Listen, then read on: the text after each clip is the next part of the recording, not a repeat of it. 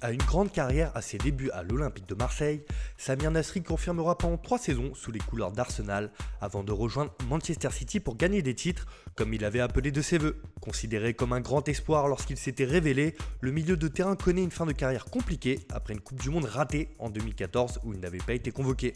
Surnommé le Petit Prince à ses débuts à l'OM, Samir Nasri est aussi un joueur au caractère volcanique qui ne laisse personne indifférent. Encensé, critiqué, capable d'un coup de sang à l'encontre des journalistes à l'Euro 2012, le natif de Septem-les-Vallons, commune limitrophe de Marseille, a tout connu avant d'enchaîner les mauvais choix.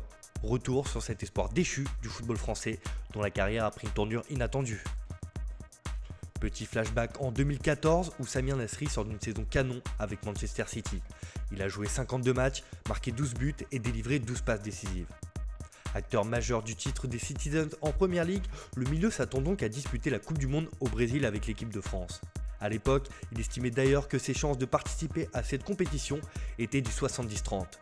Finalement, Didier Deschamps ne l'appellera pas. Une décision qui aura fait sortir de ses gonds la ouague d'alors du joueur. Sur Twitter, Anara Atares s'était fendu d'un cinglant « Fuck French and fuck Deschamps, what a shit manager ». Une sortie qui n'avait pas manqué de créer la polémique à l'époque. Nasri avait bien tenté de relativiser et avait déclaré « C'est la vie, une autre Coupe du Monde à la maison.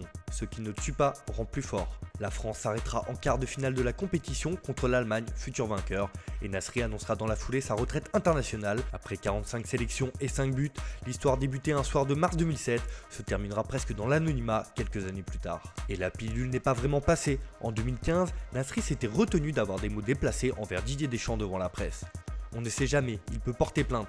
Je lui dirais que c'est un hypocrite, qu'il aurait dû se comporter en tant qu'homme et assumer ses choix en me disant « Écoute, c'est comme ça, tu ne viens pas, tu n'es pas content, eh bien tant pis ». Mais au moins avoir une discussion en tant qu'homme. La douleur restait vive pour le milieu de terrain. Malgré cette déception, Samir Nasri retrouvait Manchester City pour la saison d'après en 2015-2016. Et celle-ci a été plus difficile. Il n'est plus un indiscutable et son temps de jeu fond comme neige au soleil à cause des blessures à répétition. Manuel Pellegrini ne compte plus vraiment sur Nasri et ne le fait jouer qu'à 13 reprises pour 2 buts et 2 passes décisives. Une saison compliquée et décevante qui poussera l'ancien gunner au départ l'été suivant. Mais avant de rejoindre Séville, Nasri s'offrait une nouvelle polémique à l'été 2016. Pour son 29e anniversaire, le joueur se rend à Hollywood pour fêter ça. Il sera aperçu en compagnie de Sofia Ritti, la fille de Lionel Ritti, dans une boîte de nuit de Los Angeles. Seul problème, la fille de la star de la chanson était mineure à l'époque. Un nouvel incident qui contribuait à son image de bad boys et qui continuait d'alimenter les polémiques autour de lui. Revenons au football. Ne se sentant plus désiré à Manchester avec l'arrivée de Pep Guardiola sur le banc, Nasri est prêté au Séville FC pendant l'intersaison 2016 pour se relancer. Ainsi, le dernier jour du mercato, le 31 août 2016, il s'engage en faveur des Sévillans pour une saison. En Andalousie, Nasri retrouve une seconde jeunesse. Sous les ordres de Jorge Sampaoli, le Français s'éclate et retrouve le plaisir des terrains. Avec le coach, on a une relation de confiance. C'est grâce à lui et à son adjoint Lilo que je suis ici. Il me responsabilise beaucoup et me met dans les meilleures conditions. Avec des gens comme ça derrière soi, on est obligé de leur rendre sur le terrain et de donner le maximum. Un plaisir de courte durée. Auteur d'une belle première partie de saison, l'expérience espagnole se terminera mal pour Nasri. Lors du 8e de finale retour de la Ligue des Champions contre Leicester, le milieu de terrain sera expulsé pour un coup de tête sur Jamie Vardy. Un coup de sang vécu comme une trahison à Séville qui ne lèvera pas l'option d'achat de 19 millions d'euros.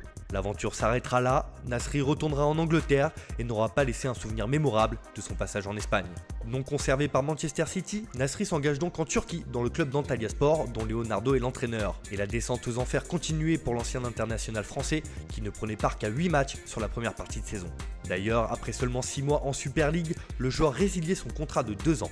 Mais les ennuis ne faisaient que commencer. Le 26 février 2018, l'UEFA annonce la suspension de Samir Nasri, coupable d'avoir bénéficié d'une perfusion intraveineuse de vitamines dans une clinique de Los Angeles. Une longue traversée du désert commençait alors pour Nasri. Quelques mois plus tard, l'UEFA alourdissait même la peine, le privant de compétition jusqu'en janvier 2019. Près d'un an sans jouer à plus de 30 ans, c'est toujours compliqué pour un joueur professionnel. Mais à son retour de suspension, un club tentait tout de même de relancer Nasri.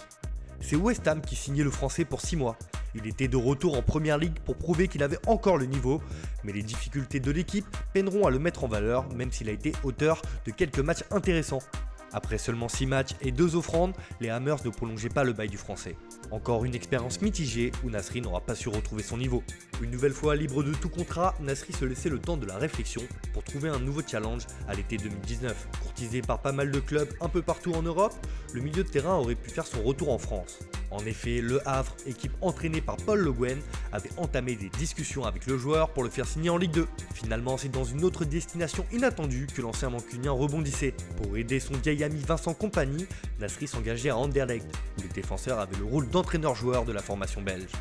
Un défi osé qui devait permettre à Nasri de retrouver un rôle d'incontournable dans une équipe. Avec Vincent, cela n'a pas duré longtemps. Il m'a appelé et j'avais envie de rester en Europe, de m'inscrire dans un projet intéressant et différent. Pour la première fois de ma carrière, j'aurai un rôle un peu différent.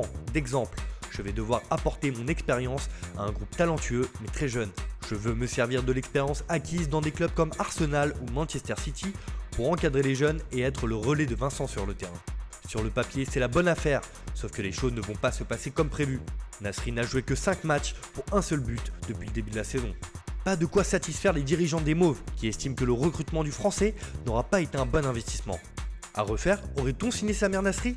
Avec ce que l'on sait maintenant, non, sans hésiter, a d'ailleurs lâché récemment le directeur sportif du club, Michael Verschuren. Sauf retournement de situation à la fin de l'année, l'équipe belge ne devrait pas lever l'option d'une année supplémentaire. Une nouvelle fois, Nasri ne répond pas aux attentes et la fin de sa carrière semble bien difficile pour un joueur qui devait être le renouveau du football français. À moins d'un énième rebondissement avec l'ancien Marseillais, tout reste possible.